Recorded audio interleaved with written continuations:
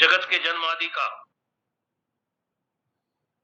केवल अनुमान रूप से उपन्यास किया है। ऐसी यदि कोई शंका करे तो उस आशंका को दूर करने के लिए शास्त्र योनित्वात् यह तीसरा सूत्र प्रवृत्त हुआ है।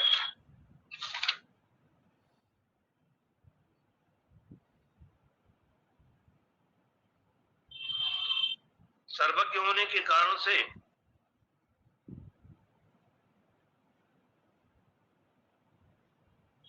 ब्रह्म ही वेद का कर्ता है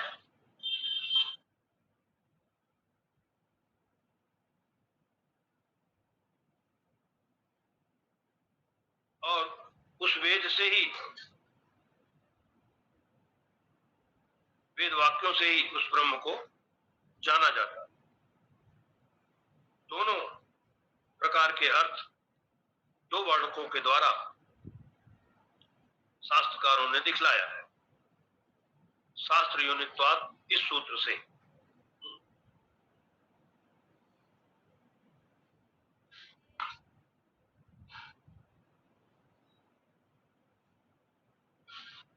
अब इसके बाद जो चौथा सूत्र आता है,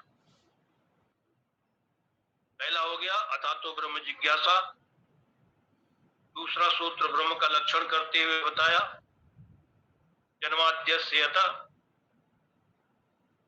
तीसरा सूत्र उसी ब्रह्म की जगत कारणता को दृढ़ करने के लिए अथवा ब्रह्म का विचार करना सर्वथा उचित है, करना ही चाहिए ब्रह्म स्वरूप के निर्णय के लिए, इसके लिए भी तीसरा सूत्र शास्त्र योनित्वात्,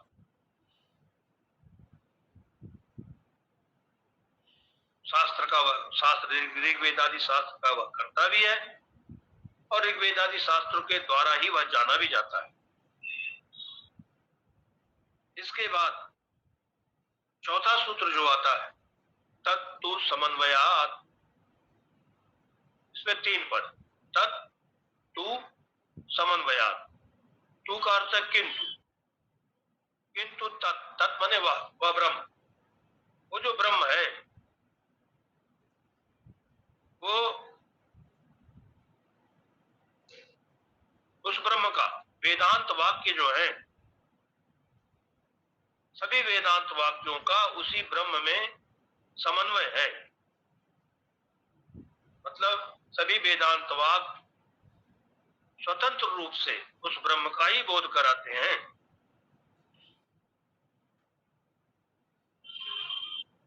ये बात भगवान भाष्यकार अपने भाष्य में स्पष्ट करते हैं समन्वय को। तो सूत्र से तो यही अर्थ निकलता है।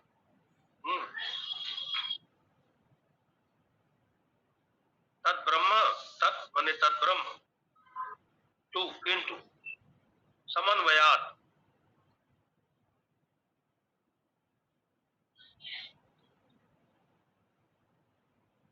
समन्वय होने से मतलब उस ब्रह्म का सभी वेदांत वाक्यों में समन्वय, सभी वेदांत वाक्य उसी ब्रह्म का ही बोध कराते हैं, सभी वेदांत वाक्यों का उसी ब्रह्म में ही समन्वय है। ये कर्ता और देवता को बतलाने वाले जो कर्म और उपासना है उसके अंग रूप से नहीं कराते हैं,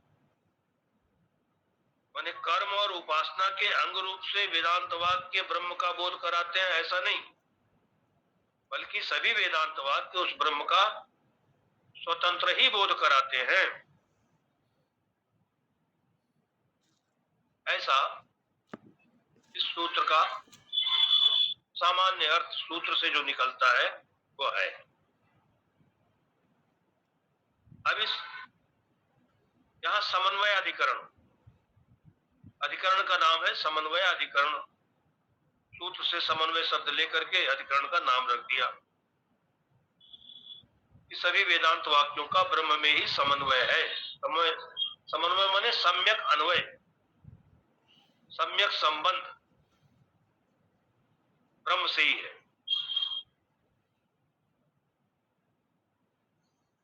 इसमें भी एक ही सूत्र है।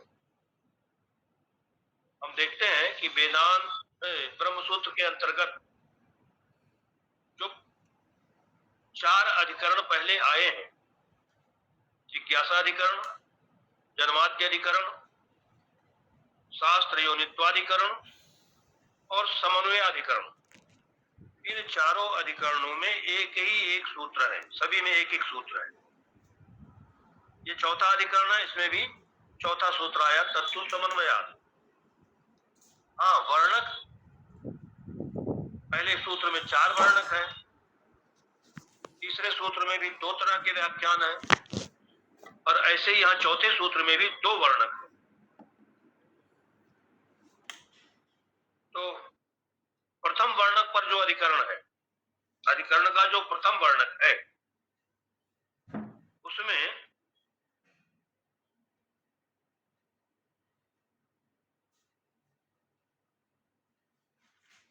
सर्वज्ञात मुनि लिखते हैं कि श्रुति में एक वाक्य आता है, सदैव सोमेदमग्रासीत्, और दूसरी श्रुति कहती सत्यम ज्ञानम अनंतम ब्रह्म। सदैव सोमेदमग्रासीत् एकमेव द्वितीयम, और सत्यम ज्ञानम अनंतम ब्रह्म, विज्ञानम आनंदम ब्रह्म इत्यादि श्रुति वाक्यों का जो तात्पर्य अर्थ है, उसका विचार इस अधिकरण का विषय है। और पूर्व सूत्र से इस सूत्र की आक्षेप संगति है, ये आक्षेप करते हैं। संदेह क्या होता है कि वेदांत जो है वो कर्ता, देवता इत्यादि का वर्णन करते हुए, मतलब कर्ता और देवता का प्रतिपादन करने वाला जो वेदांत है, तो ऐसे प्रतिपादन के द्वारा कर्म के अंग रूप से ब्रह्म का प्रतिपादन करते हैं।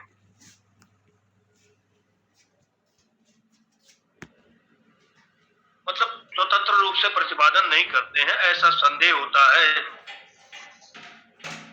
कि वेदांत वाक्य ब्रह्म का प्रतिपादन कर्ता और देवता के प्रतिपादन के द्वारा कर्म और उपासना के अंग रूप से करते हैं,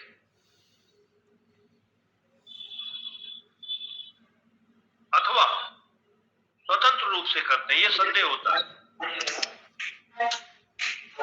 कर्म उपासना के अंग रूप से ब्रह्म का प्रतिपादन है, अथवा स्वतंत्र रूप से प्रतिपादन वेदांत करते हैं ब्रह्म। ऐसा संदेह होने पर पूर्व पक्ष कहता है कि अनुष्ठानोपयोगित्व कर्त्रादि प्रतिपादका, वेदांत ब्रह्म का प्रधान रूप से अथवा स्वतंत्र रूप से प्रतिपादन नहीं करते हैं। क्यों? क्योंकि ब्रह्म के प्रतिपादन का कोई फल नहीं है।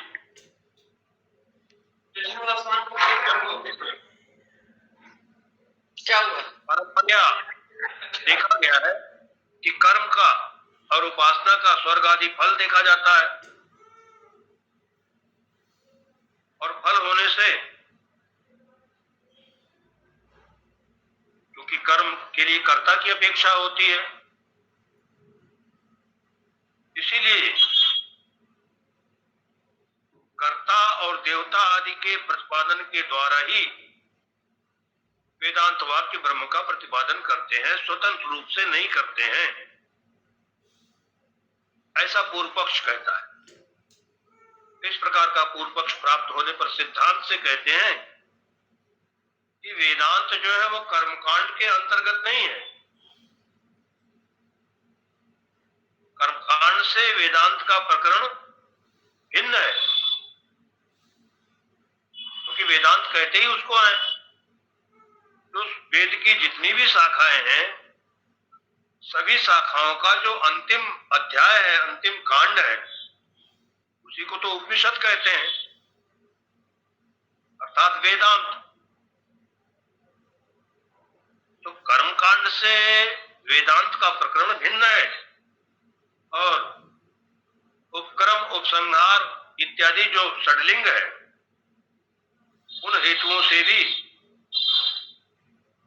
ये देखा जाता है कि संपूर्ण वेदांत ब्रह्म का ही प्रतिपादन करते हैं, मुख्य रूप से, प्रधान रूप से, स्वतंत्र रूप से।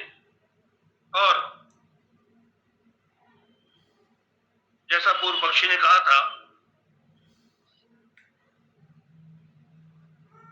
कि उसका कोई फल नहीं है ब्रह्म के प्रतिपादन का, तो सिद्धांत से कहते हैं नहीं, उसका फल है।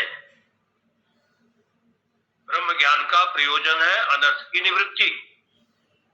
संपूर्ण अनर्थों की निवृत्ति रूप जो प्रयोजन होने से ब्रह्म का प्रधान रूप से ही प्रतिपादन वेदांत वाक्य करते हैं, इसलिए ऐसा प्रतिपादन करना व्यर्थ नहीं है। ये तो एक वर्णक हुआ। इस चौथे अधिकरण का अथवा चौथे सूत्र का एक व्याख्यान ऐसा किया, और इसमें दूसरा वर्णक भी है इसी सूत्र के ऊपर। अधिकरण में क्या कहा गया है इसको संक्षेप में बतलाया है। सूत्र में दूसरे वर्णक से क्या कहते हैं, इस सूत्र का दूसरा व्याख्यान क्या है, इसके लिए वैयासिक न्यायमाला बनाने वाले सर्वज्ञात मुनि दूसरा सूत्र, दूसरा श्लोक भी लिखते हैं दूसरे वर्णक को बतलाने के लिए। अभी तो समय हो गया है, इसलिए इस प्रसंग को यहीं विराम देते हैं, और कल इस सूत्र के ऊपर फिर से हम लोग विस्तार से विचार करेंगे। भाष्यकार ने इस चौथे सूत्र के ऊपर आकर के बहुत लंबा भाष्य, जैसे अध्यास भाष्य के ऊपर टीकाकारों ने बहुत लंबी टीका लिखी, और पहले सूत्र के ऊपर भाष्यकार ने भी लंबी लेखनी चलाई, ऐसे ही चौथे सूत्र में बहुत लंबा भाष्य भाष्यकार ने इसकी बहुत ही विस्तार से व्याख्या की है सूत्र। तो उस पर जो कुछ भी संभव होगा हम लोग दृष्टिपात करेंगे, भाष्यकार के मंतव्य को, उनके तात्पर्य को देखेंगे आने वाले दिनों में।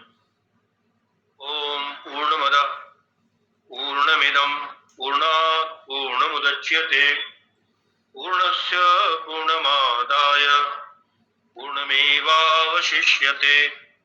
ओम शांति शांति शांति। शंकरं शंकराचार्यं केशवं बादरायणं सूत्रभाष्य कृतो वंदे भगवन्तौ पुनः पुनः। ईश्वरो गुरुरात्मेति मूर्तिभेद विभागिने व्योमवद् व्याप्त देहाय दक्षिणामूर्तये नमः। ओम शांति शांति।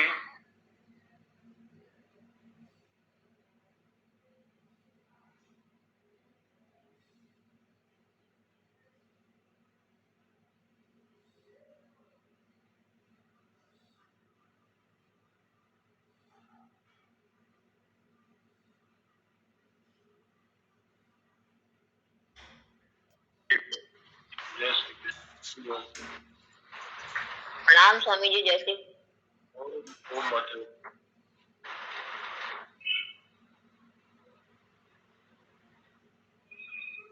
ये सुशील जी बेंगलोर से है शर्मा? हाँ स्वामी जी। अच्छा, वहाँ बेंगलोर से सुनते हैं?